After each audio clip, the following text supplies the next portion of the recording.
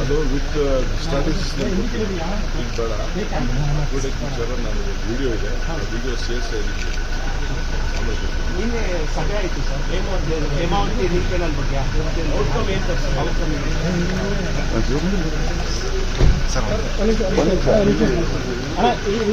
ಸ್ವಲ್ಪ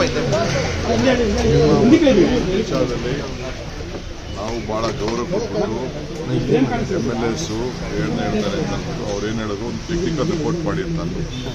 technical report ಆದ್ಮೇಲೂ ಕೂಡ ಅವರು ಸ್ಟ್ರೈಕು ಮತ್ತೊಂದೆಲ್ಲ ಮಾಡಿದ್ರು. ಅವ್ರೇನು ಮಾಡ್ತಾ ಇದ್ದಾರೆ ಅಂತ ನನಗೆ ಇದು ಸರ್ಕಾರದ ನಿಲುವು. ಸರ್ಕಾರ ಅವರು ಓಪನ್ ಆಗಿ ತೊಗೊಂಡೋಗಿ ಪೈಪ್ ಹಾಕ್ಬೇಡಿ ಅಂತ. ಪೈಪ್ ಹಾರೋದೇನೋ ಅದು ಸರ್ಕಾರದ ತೀರ್ಮಾನ. ಅವರು ಎಷ್ಟು ಖರ್ಚು ಮಾಡ್ತೀವಿ ಏನು ಮಾಡ್ತೀವಿ ಅಂತ ಅವ್ರು ಬೇಕಾದ್ರೆ ಬೇರೆ ಫಾರ್ಮಲ್ ಇದೆ ಖರ್ಚು ಮಾಡ್ತೀವಿ. ಅವ್ರು ಪೈಪ್ ಹಾಕೊಂಡು ಹೋಗಿ ಇದನ್ನು ನೀರು ತೊಗೊಂಡೋಗಿ ಅಂತಾರೆ. ಓಪನ್ ಮಾಡಿ ಅಂತಂದು ಓಪನ್ ಮಾಡ್ತೀವೋ ಒಳಗಡೆ ತೊಗೊಂಡು ನಮ್ಮ ನೀರನ್ನ ಗ್ಯಾರಂಟಿ ತೆಗೆದುಕೊಳ್ಬೇಕು ಅಂತ ತೀರ್ಮಾನ. ಈಗ ಸೋಮಣ್ಣವರು ಅವರೊಂದು ಇಂಡಿಯನ್ ಇನ್ಸ್ಟಿಟ್ಯೂಟ್ ಆಫ್ ಸೈನ್ಸ್ ಅವರು ಯಾರೋ ರಿಪೋರ್ಟ್ ತೊಗೊಂಡಿರ್ತಾರೆ ಮಾಡ್ತೀನಿ ವಿಸಿಟ್ ಮಾಡ್ತಾರೆ.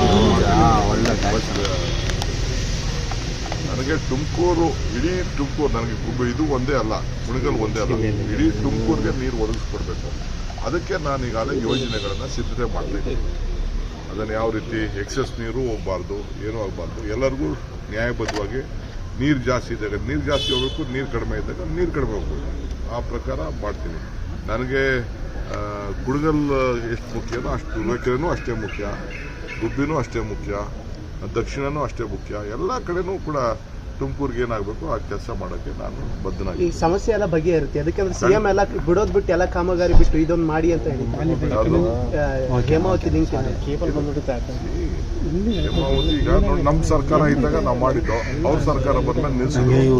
ನಮ್ದು ಮೆಡಿಕಲ್ ಕಾಲೇಜ್ನ ನಿಲ್ಸಿದ್ರು, ಬೇರೆ ಬೇರೆಲ್ಲ ಚೇಂಜ್ ಮಾಡಿದ್ರು. Government is the wish of the government. ನಾನು ಅವ್ರದ್ದೇನು ಏನು ಮಾಡೋಕ್ಕಾಗ್ತದೆ.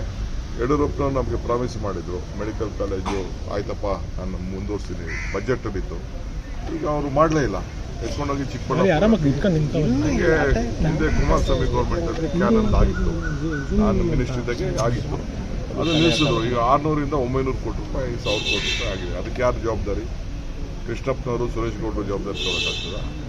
ಸರ್ ನಿನ್ನೆ HD ಕುಮಾರಸ್ವಾಮಿ ಅವರು ದಿಶಾ ಸಭೆ ಮಾಡಿದ್ರು, ಅಲ್ಲಿ ಶಾಸಕರು ಯಾರು ಬಂದಿಲ್ಲ, ಒಬ್ಬರೇ ಬಂದಿದ್ರು ಅಂತ ಆರೋಪ ಮಾಡ್ತಿದ್ದಾರೆ. ಮಾತಾಡೋಣ.